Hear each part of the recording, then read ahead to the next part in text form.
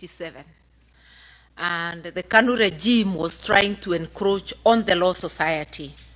As a young lawyer, together with other young lawyers, we started a movement of resisting being taken over by KANU. Ilikuwa imemeza maendeleo ya wanawake. The name had changed to KANU, maendeleo ya wanawake.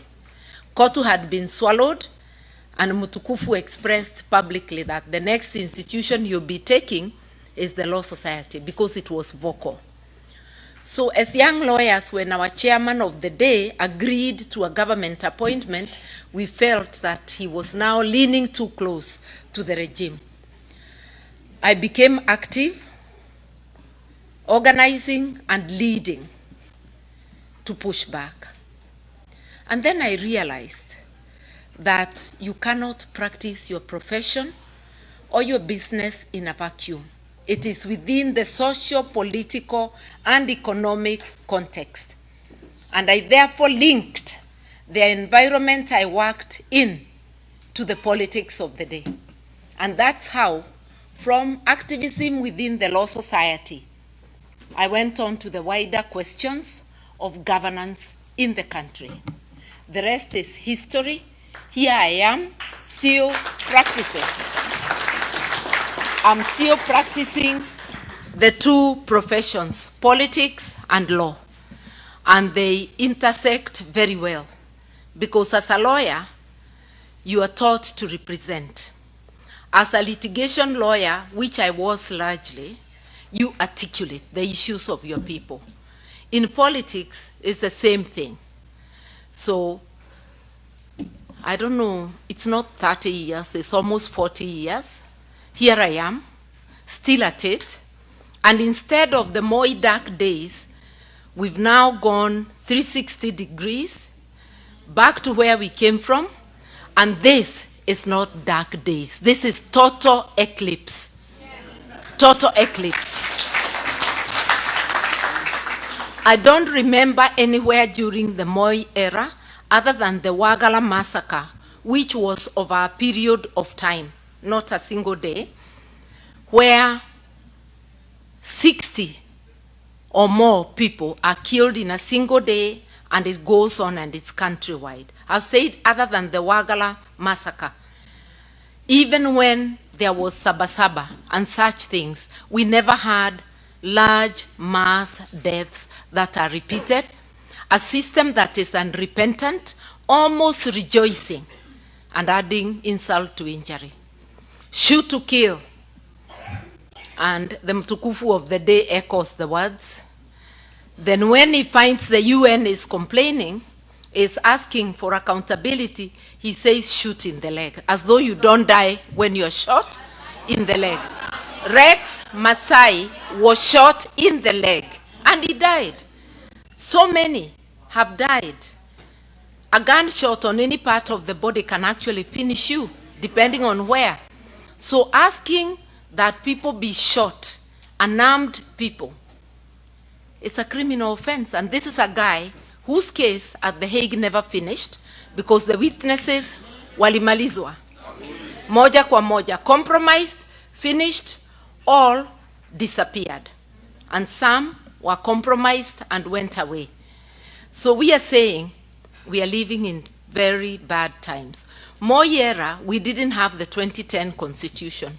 Now we have a constitution which is so explicit and which has all but been suspended. I am happy to be talking to you because in Diaspora, you actually think about Kenya. Sometimes I think that you worry more than some of the people living in the country. The questions you ask, the support you send, and like my brother has said, you are the ones subsidizing the effects of bad governance. When there was NHIF, you sent less money for treatment. With the Shah-Chief mischief, you are now the ones shouldering the burden of health. With the defunding of education, you are the ones shouldering the burden. With the irregular remittances of support money for the aged over 70. And with those who have not yet to be registered and are not being registered, you're the ones supporting your families. So you're doing a lot, and you still worry about governance. All those telephone calls, what's going on, what's happening in this and that place. So I'm talking to people who worry about Kenya, and we are asking you, word of mouth. You have more votes than in your pocket. A few of you are registered to vote. Others have not been registered because those who register are not bringing it to where you are. Sometimes you have to travel long distances. We have not, as a country, fulfilled our promise to the diaspora, a promise that is in the Constitution of Kenya. Because we ought by now to have progressively made it possible for everybody in diaspora to register at a point near them. Even if not in every state, there should be a point in every cluster where you people can register, and it is possible for the officers doing the registration to move around to those places. It is possible to appoint returning officers on the election day, credible returning officers to man the various stations. I don't see that being fulfilled now, but it's a promise we make that we will fulfill. So what's wrong with Kenya? We have a constitution, hardworking people. Kenya doesn't have a problem of revenue. It's a problem of misapplication of that revenue, an expenditure problem, physical indiscipline, going to pamper a small ruling elite when essential services are not being attended to. We have never failed to renew motor vehicles and get the latest guzzlers for the ruling elite. We are renovating State House with more money than a brand new, better State House can be built on. We are renovating the DP's office. We are doing things that are crazy. We are spending 4.5 billion to make Bomas of Kenya a hotel, as though it is a priority at a time we are saying we cannot afford 1 billion shillings for examinations for our children. Our priorities are upside down. In one word, what is wrong with Kenya is governance. If you want to correct the economy, correct governance. And what is governance is how we do things. It's about a foundation of the rule of law, following the rules that we make. Even here we have unspoken rules. Only one person can speak at a time. If we are all speaking, we can't hear one another. So for a club called Kenya, the rules that we make for governance are the laws of Kenya, beginning with the Constitution, and then the laws under it. If we follow that, imagine the Constitution as a whole chapter on how to apply finances, on how to apply the revenue collected. It has a whole chapter on the leadership that is fit to steer the country's affairs. It has Article 10 that gives us the principles, the values and principles of governance, inclusivity, respect for human rights, transparency, accountability. I do not have to say all of them. Mwelekeo tumepewa, lakini masikio hatuna. Tuna macho hayaoni, masikio tunayo, lakini hasiasikii. We are doing the opposite. That's why it should even not be one term, maybe no term. You know? Especially with the killing going on. How much more blood do we have to shed? We must be thinking. That's why when my brother came over, we spoke and we said, this is not about us. This is about the country. And we agreed that we have to unite, not just the two of us. The two of us, and then we go out and look for others. And when I went to pay a return visit to Amunyoro, you saw it was Kenya, not me. Because we need everybody. This job of liberating Kenya cannot be done, not by one party, not by one leader, but by all people of goodwill speaking together. And that is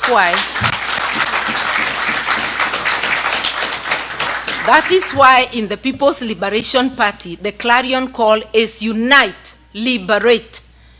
Without unity of purpose, you cannot liberate. We have unity of purpose. And that unity of purpose has given Kenyans hope. Ile shimo tuko, people were beginning to lose hope. But the moment they have seen a coming together, na hatujajaza, the doors are open for more to come in. People have seen hope. That hope is represented in the manner they are coming out, where the united opposition goes. It tells you people are eager. They keep telling us, you got to stick together. Because that's where the hope lies. With a thieving person in charge, with the person who does not care about rules, you have to have a flood of votes to overcome. We are telling him, hata Kasongo mwenyewe akiwa the chair of IEBC, bado tutambwaga. You see?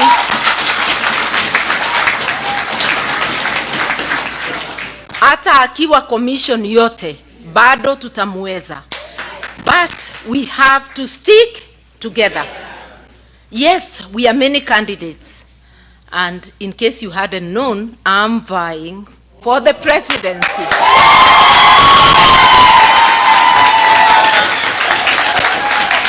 I said, I'm done with running mate business, having finished that era in 2022. But I am also ready if in the unlikely event another person is chosen as a candidate, I will subordinate my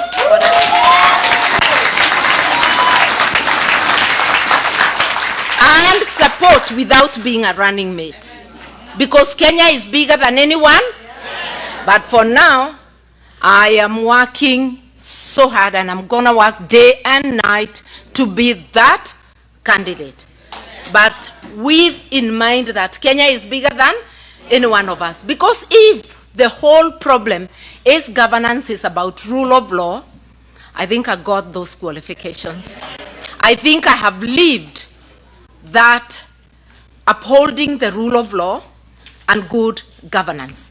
And those are the reasons why I resigned from a government that was better led than the current one. From a cabinet position in the Kibaki government, leaving money, power, and privilege, but going with a lighter burden on my shoulders, feeling I am not doing what I should not be doing for the people. Let us remember, we just don't want a change of name. It is not the name that is the problem. It is the way things are done. We've got to effect this change purposely. We've got to look at the menu in front and say, whom shall we send? All of us are doing a great job. My brother is doing a great job, mobilizing, waking up the people, coming up with very witty slogans. One time,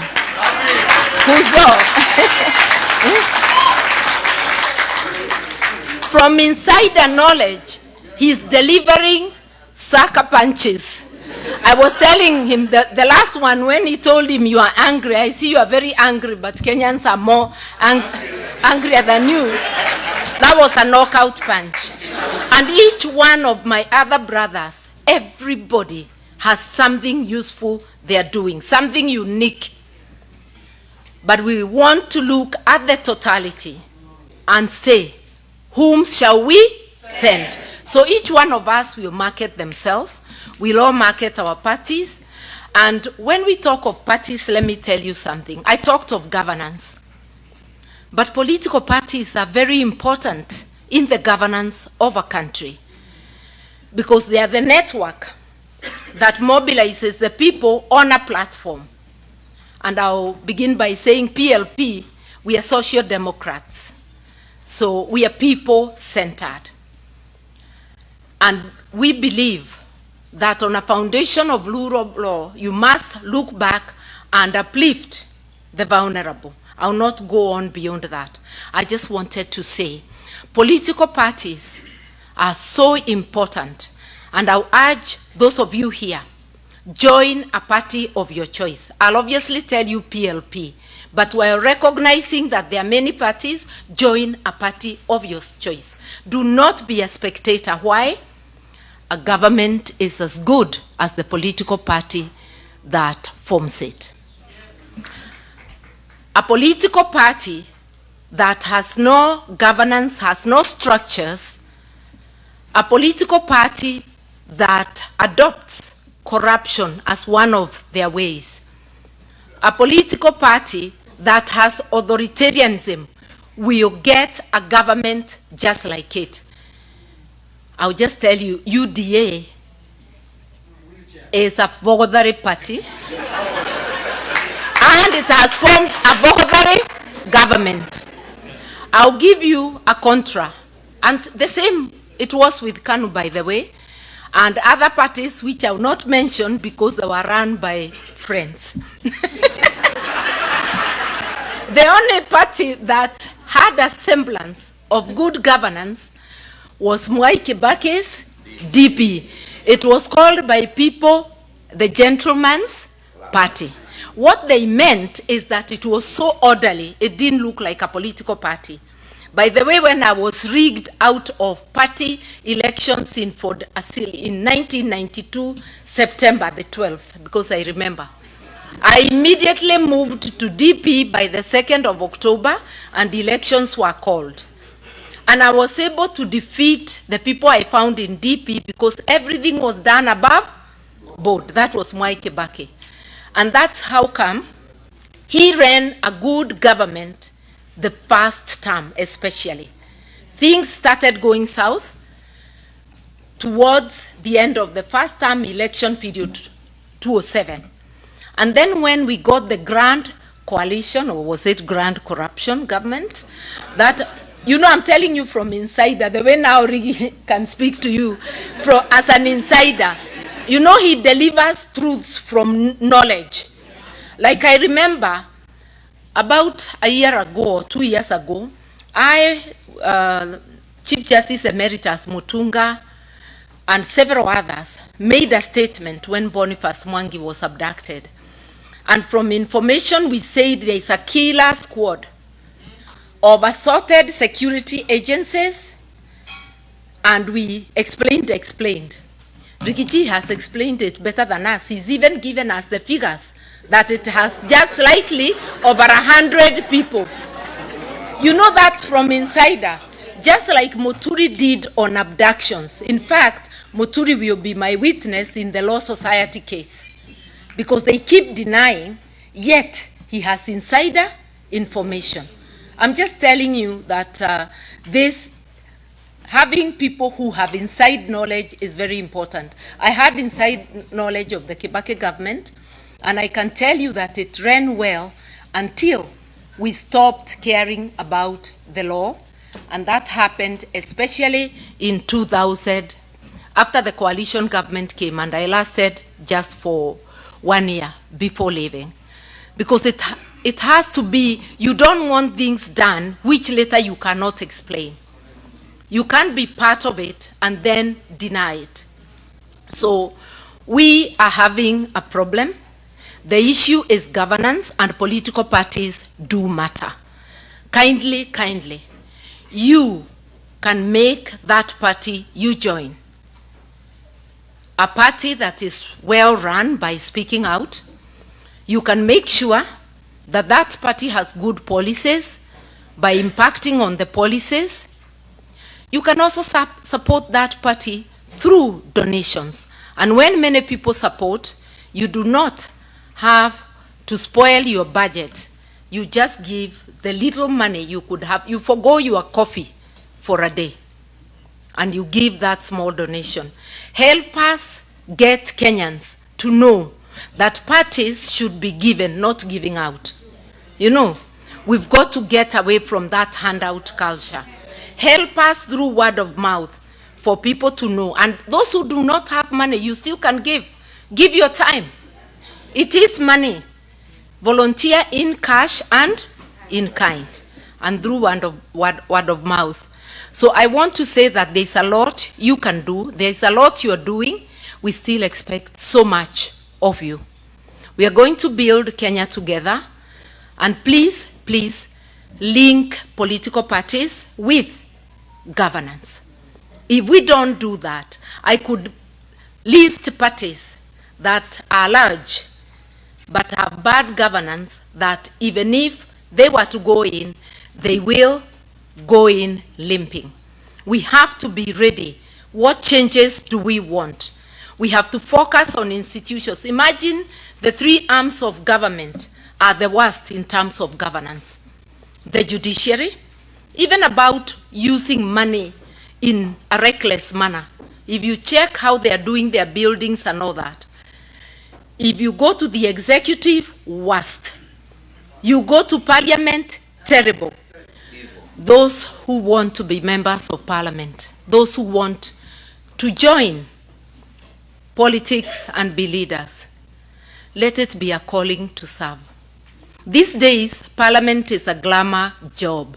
It has 6 figures, not like the 5,000 I got as salary in 1993. Together with Marupurupu ilikuwa 19,000. My politics was being supported by my legal office, by my practice. Today it's a glamour job. People are coming for the money, but abandoning the job. When they get there, they become tenderpreneurs. For parliament, they become national tenderpreneurs. Instead of going to parliament, there's no quorum on any day. They are going to check on their tenders. The MCAs are doing so at the county level. The MPs are busy nibbling at CDF, you see? And the senators are just salivating. So now, they have no money. So now they're asking for money to be able to oversight. That's why you have a salary.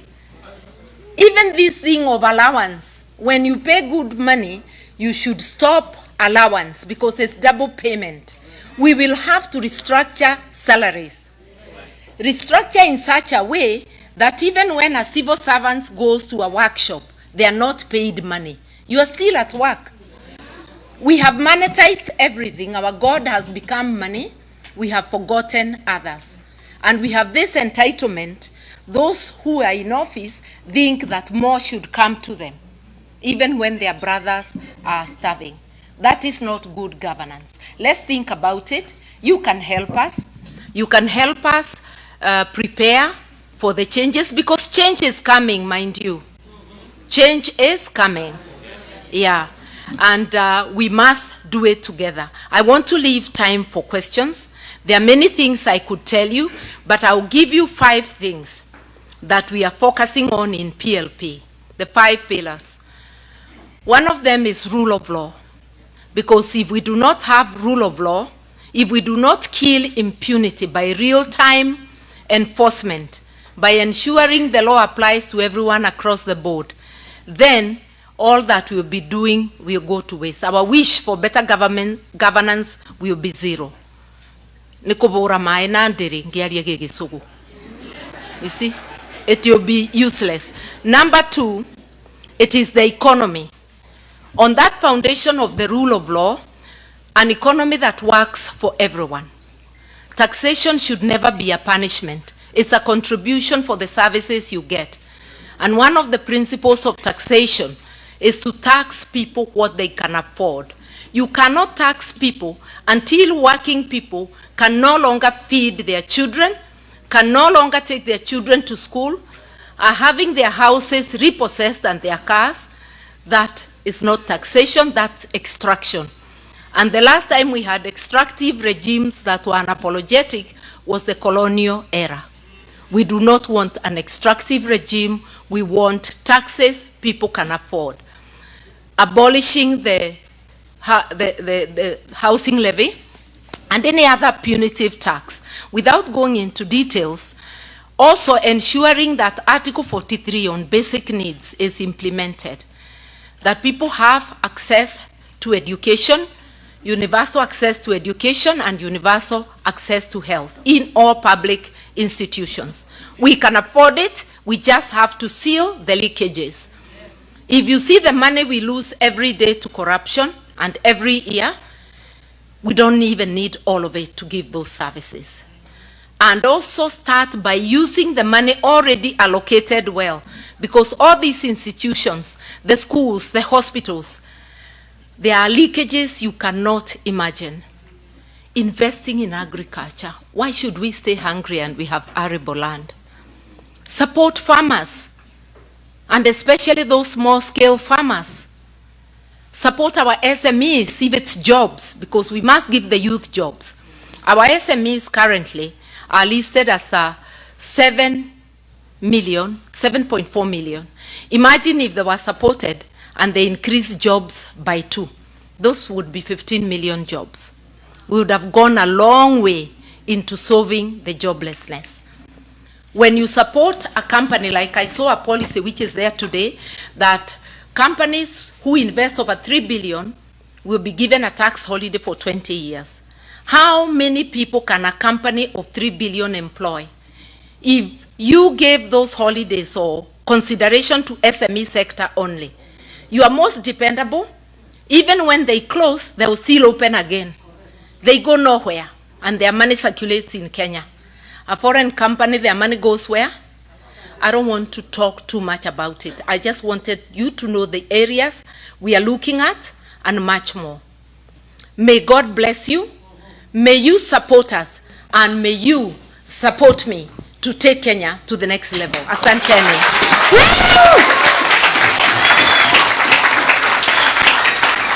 So we'll take one question from a gentleman and one question from a lady. There's someone who begged for this. Please. Hello. One time.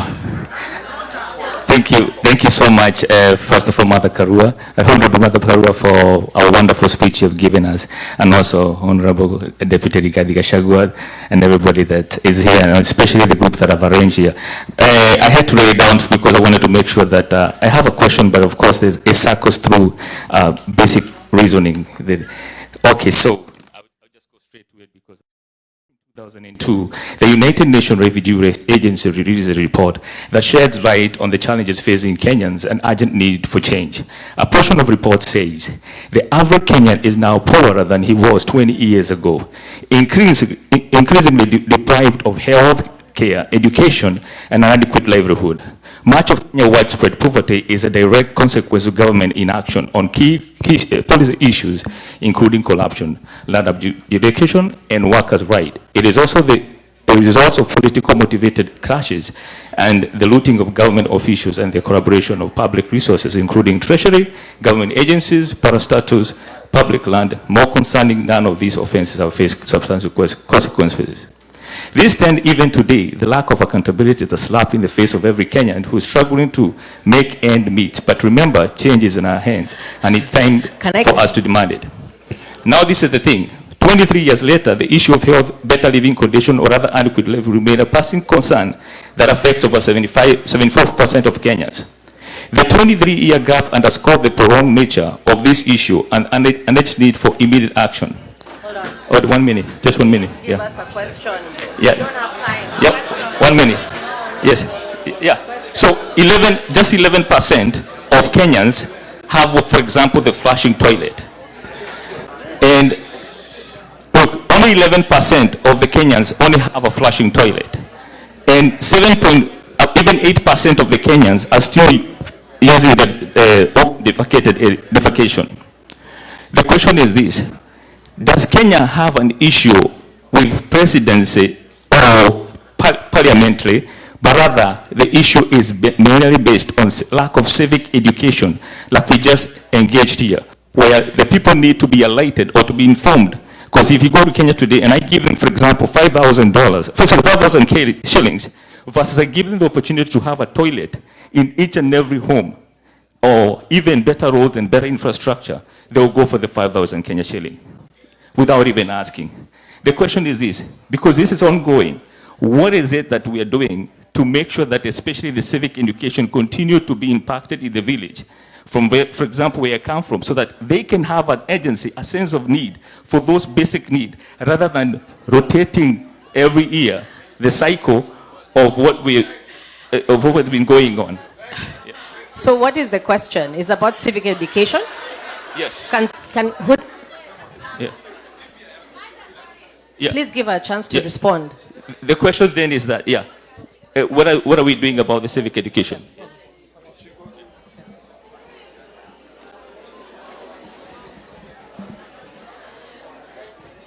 I have allocated the question to myself.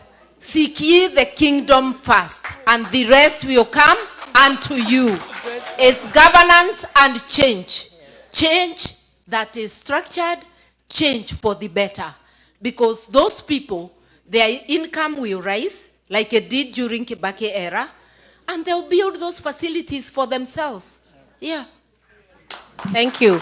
A lady, please keep it brief. We want a question.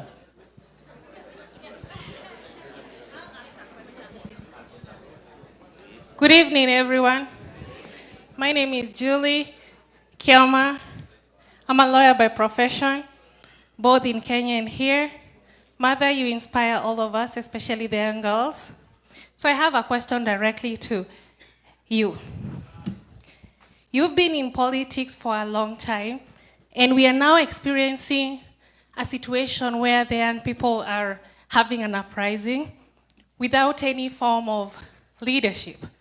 So my question as an elder in politics and both as an advocate, how can we leverage the young people and make sure that they are not constantly maimed, killed, and also some of them disappearing?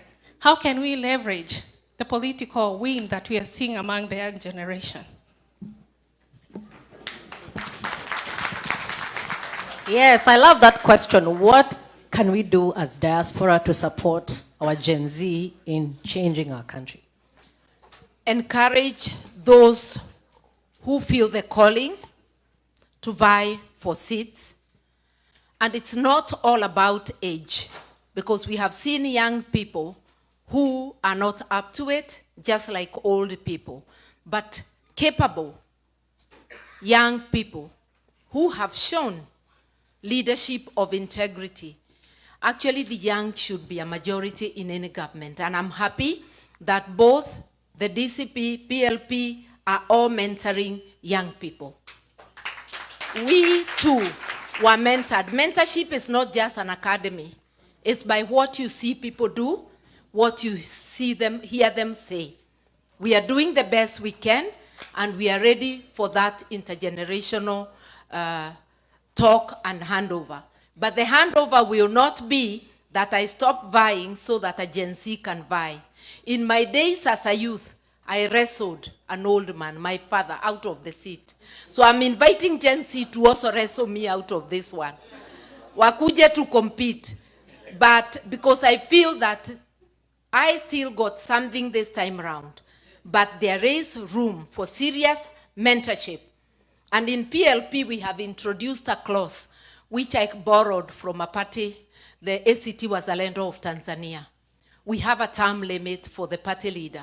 So I will not be eligible for the next party elections. It's a way of forcing mentorship for others to take over.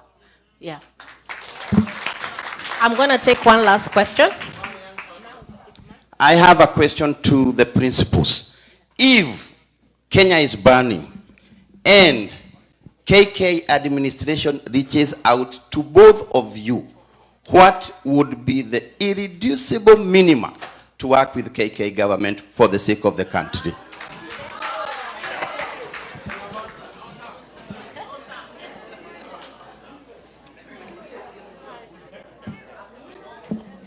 Thank you very much.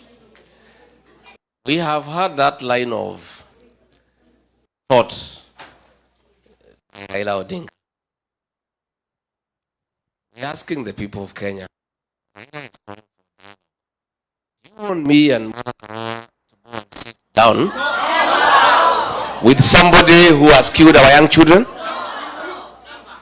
What we are saying is, it's not possible to have any dialogue with William Ruto because the guy is a pathological liar. We are actually even having doubts. We are having doubts whether his real name is William Ruto. So, and let me say this. Let me say this. That line of thinking about dialogue is being brought by Raila. Raila is totally irrelevant in the Kenyan political discourse. Because every election cycle, he loses, he finds his way into government. He wants to be in government, but he doesn't want responsibility. Yeah? He is there, but somebody else takes the flak. Right now, he finds things are too hot for William Ruto. He is trying to distance himself. But if he was a patriotic Kenyan, and he meant well for our country, he would disengage from Kasongo. But he is talking when his mouth is full. You know? And, they are called table manners. So what we are saying is, and it's very clear, I was saying this morning, forget about him. The support he had across the country is gone. The Kamba nation used to support him, they are not there. The Gusii nation, they are not there. The Luhya nation, they are not there. The Maasai, they are not there. The Mombasa, they are not there. Again, the Gen Z who are going to determine the next election do not want to hear his name because he betrayed them, and on their blood, he negotiated his way into government. The payslip holders who are suffering because of excessive taxation and bad governance don't want anything to do with him because he is supporting the government that is really, really humiliating them and making life impossible for them. So we are saying the dialogue that we need is in the ballot box in 2027. That's where we need to sort out this question once and for all. And I think it's good. We cannot keep on having situations and people talk. You know, Raila has been in every dialogue, but the problems of Kenya do not end. I think what we need is transformative leadership. And I think it is time we just persevere for 2 years and sort out this matter once and for all. Si ndio? Wanaume na wanawake waonane. So that hii maneno ifanye nini? Iishe, so that we are able to move forward. So my brother, if there is any talk with William Ruto, I am not available. Yeah? And I am sure my sister here, when I say one term, she has a problem with it, she wants no term. So I don't think she's also available. And therefore, I think let's agree we have a problem, and let us not try to fix it with half measures. I don't think the Kenyan problem is talking to William Ruto. Because even if what you agree, it will be a lie. I can tell you. So there is nothing that we can discuss with him because it cannot work. We need to have new leadership that is informed by people's aspirations.